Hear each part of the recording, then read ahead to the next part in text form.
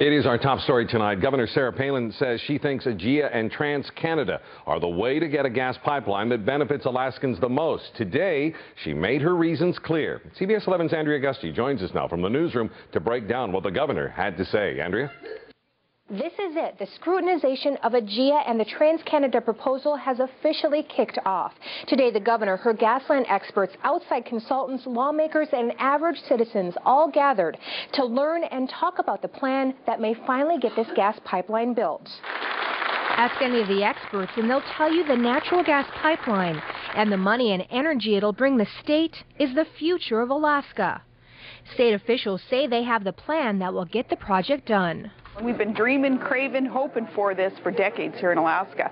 Finally, it's time to present to Alaskans why it is that we believe that this proposal, TransCanada-Alaska proposal, will get us that pipeline.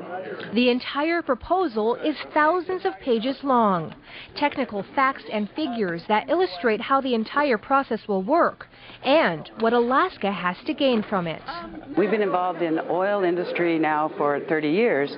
Now we're moving into gas industry, and it's a different industry. And Alaskans need the information. The state needed the information. Included in the proposal, project expansion scenarios, low in-state gas tariffs, jobs for Alaskans, and big bucks for the state. Our base case with sort of our mid-level projection is about $66 billion in value to the state. That's of cash flow over 25 years. That's well over $200 billion. It has a current day value of $66 billion. The governor and her gasline team support the TransCanada plan wholeheartedly. But will the rest of the state agree that this plan is best?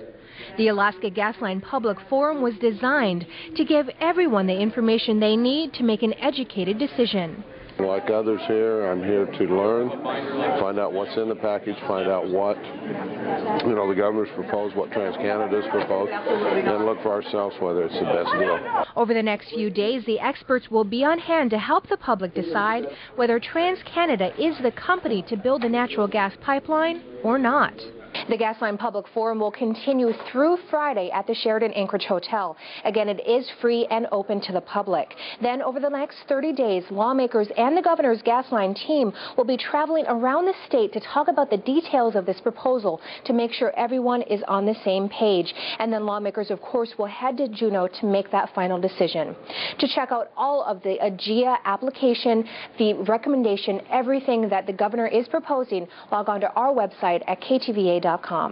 In the newsroom, I'm Andrea Gusty, CBS 11 News.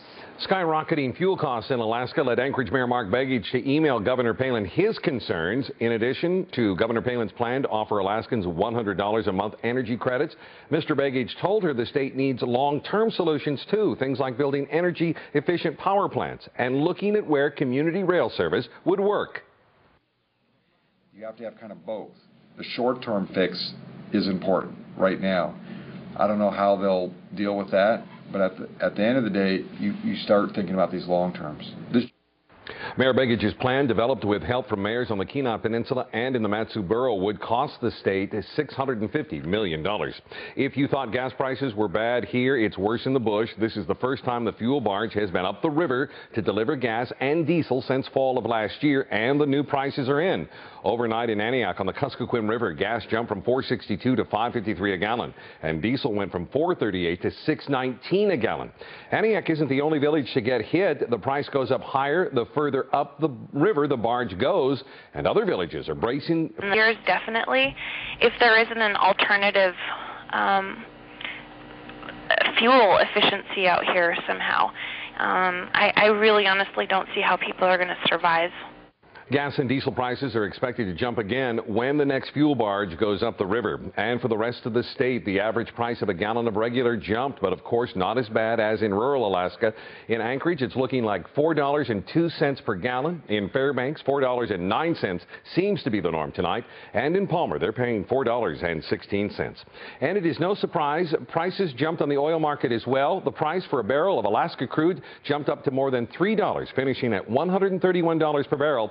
And U.S. crude is now above $135 per barrel. Oil is the topic of another meeting that is taking place in Greenland. Representatives from 5 different countries, including the U.S., are discussing who owns the rights to underwater oil and gas in the Arctic that right now is covered by sea ice. Interest in the region has intensified because many people believe that global warming will make it much easier to access those resources in the future.